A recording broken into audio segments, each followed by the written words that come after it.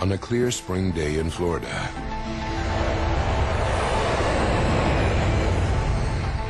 a passenger jet takes off for Atlanta, Georgia. 110 people are on board. Then, just minutes into the flight, the aircraft swerves out of control in the sky. Soon it plummets into the Florida Everglades.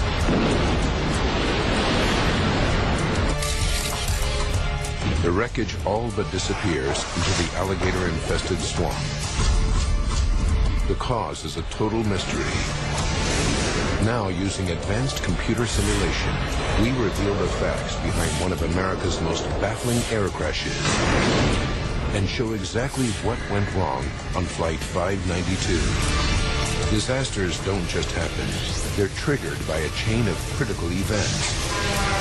Unravel the clues and count down those final seconds from disaster.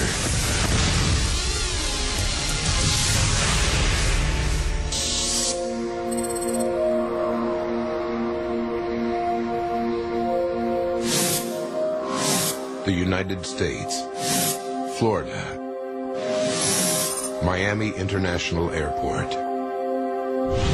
May 11th, 1996,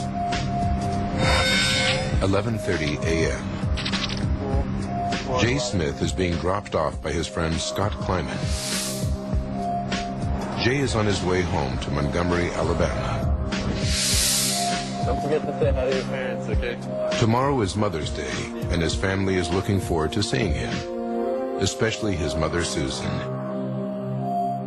He is a wonderful child. I could not have asked for a better son. He is perfect in every way. Jay checks the board for his flight, Valujet 592, scheduled to leave at 1 o'clock. He's at the airport an hour and a half early because security is tight.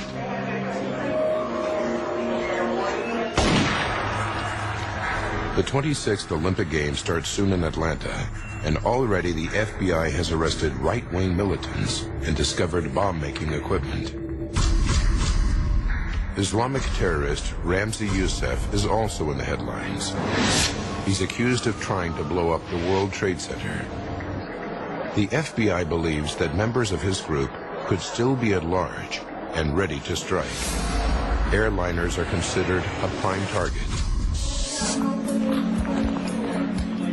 Booked on the same flight as Jay Smith are Sue and Ron Carpenter.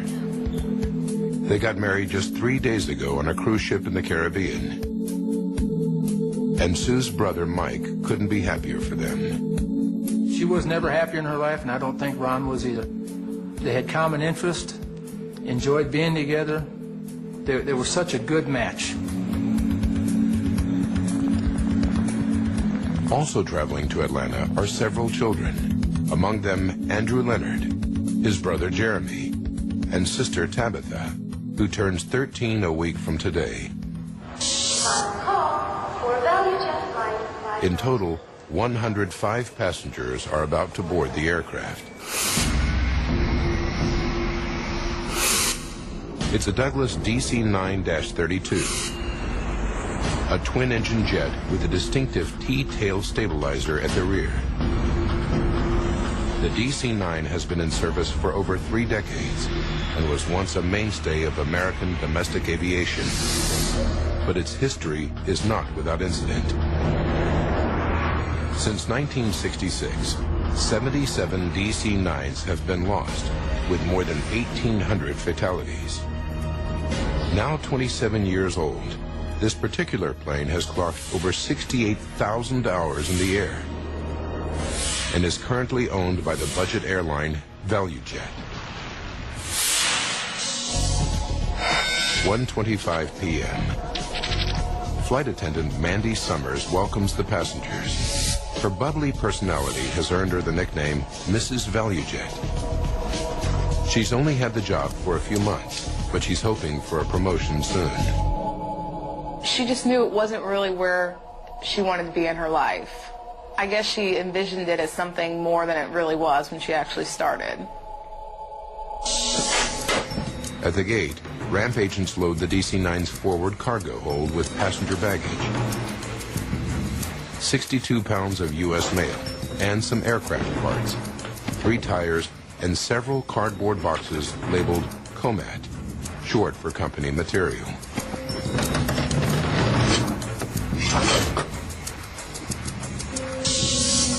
In the cockpit this afternoon is Captain Candlin Kubek. All right, Richard, how about a before-start checklist? She has 2,000 hours flying time on DC-9s and is known for her dedication to the job.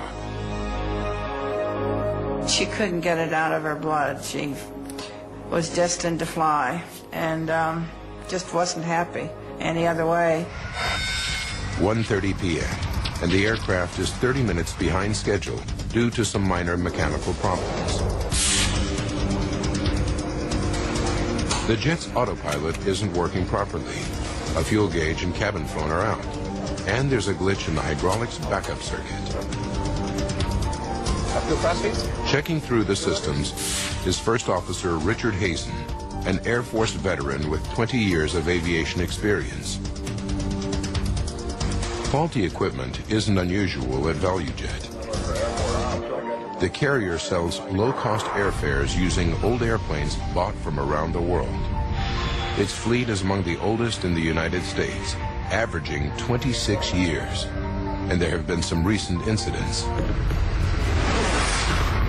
Just under a year ago, an engine exploded on another DC-9 while it was on the runway in Atlanta.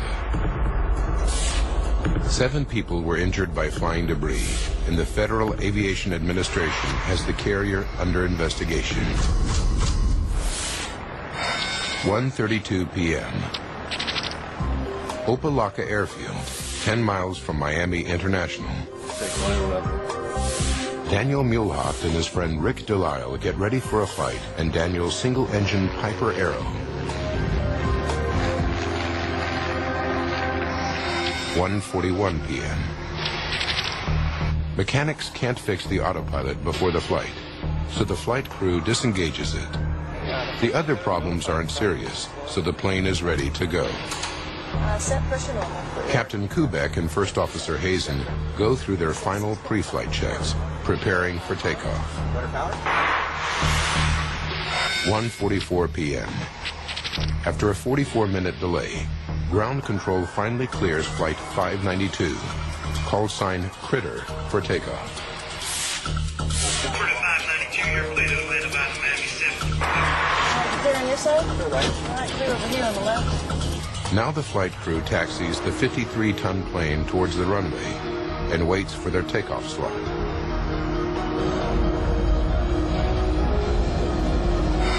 (2:03). 63 minutes after the scheduled departure time. The DC-9 accelerates down the runway and Captain Kubek eases its nose up. At last, Flight 592 is on its way. For now, we ask that you just sit back, relax. Head flight attendant Jennifer Stearns makes the customary reassuring announcement to passengers. Captain Kubek puts the plane into a climb heading for its cruising altitude of 34,000 feet. Jay Smith and his fellow passengers sit back, relax, and prepare for the 92-minute flight to Atlanta.